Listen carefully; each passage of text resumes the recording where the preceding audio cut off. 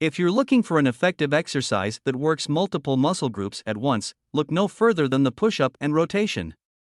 This simple yet challenging move targets your chest, shoulders, triceps, and core all at once, making it an excellent choice for anyone looking to build strength and improve their overall fitness. To perform a push-up and rotation, start in a high plank position with your hands slightly wider than shoulder width apart.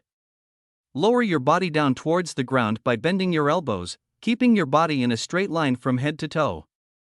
As you push back up, lift one hand off the ground and rotate your torso to the side, reaching your arm up towards the ceiling. Return your hand to the ground and repeat on the other side. Incorporating push-up and rotations into your workout routine can help to improve your balance, stability, and overall strength.